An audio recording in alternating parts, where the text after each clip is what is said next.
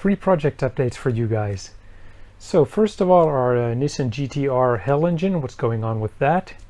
Then project update on our Time Attack er8 race car, and some thoughts on our Thor engine.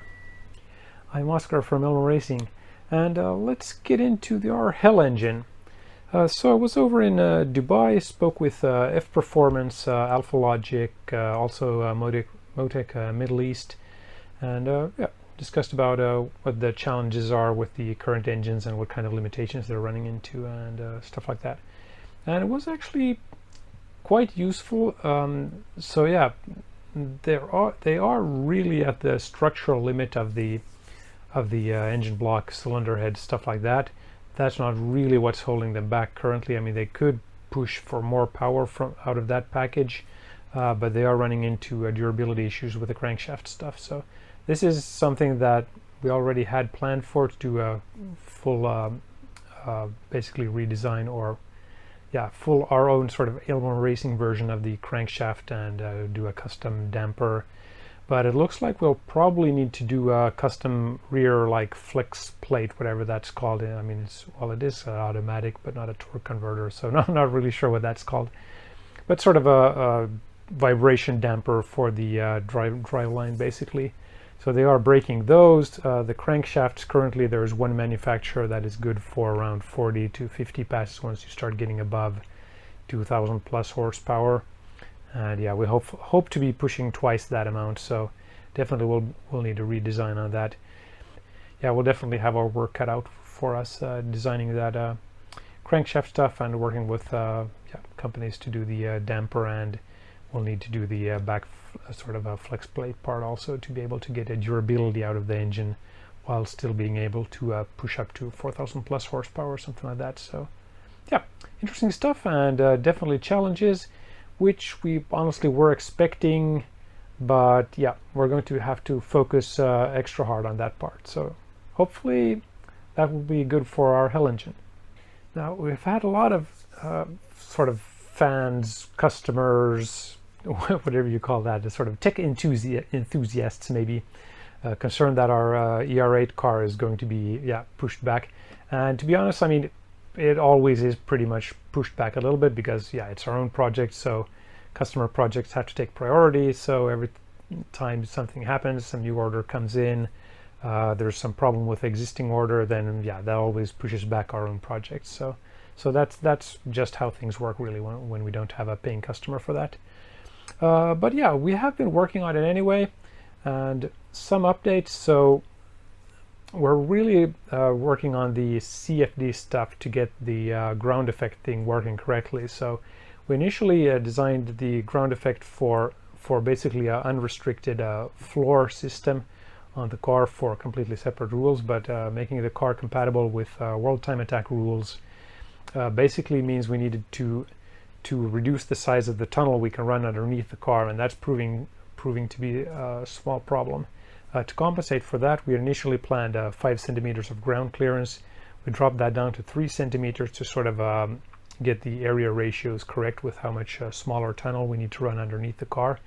But running at a lower ground clearance is actually proving to be really difficult to get the CFD stuff working correctly. So we can either get really good downforce and then lose lots of downforce with ride height differences, or we can get extremely consistent downforce. So we've simulated even like having with the downforce within like 4% variance from like the 3 centimeter ground clearance all the way up to 10 centimeters.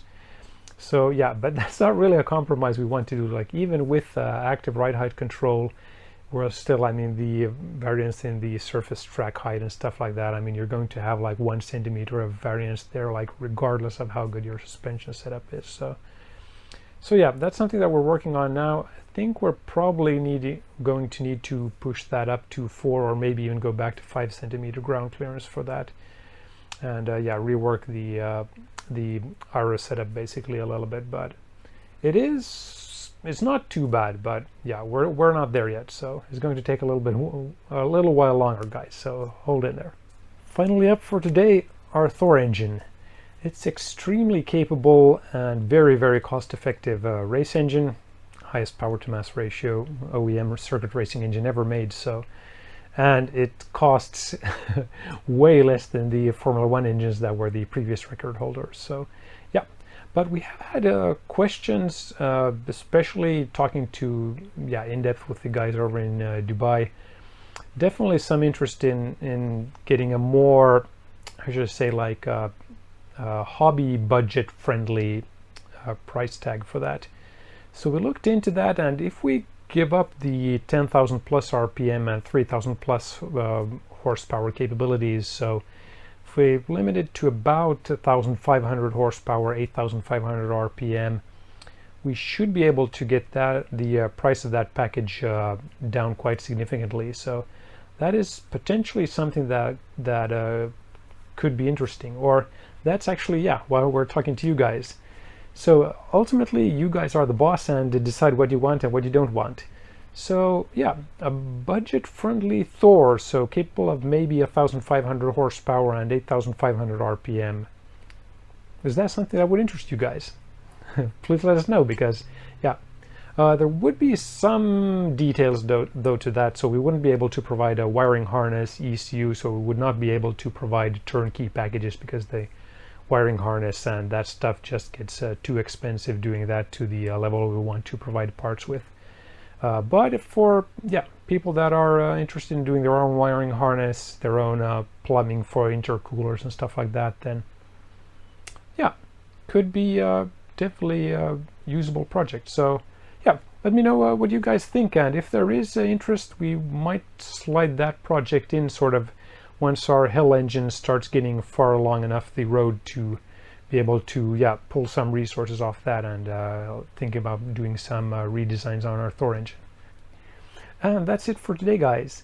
Hopefully you found our updates interesting, and if you want to answer our questions, please do that in the comments below, share and all that good stuff also. And I'll see you guys in the next one. Bye.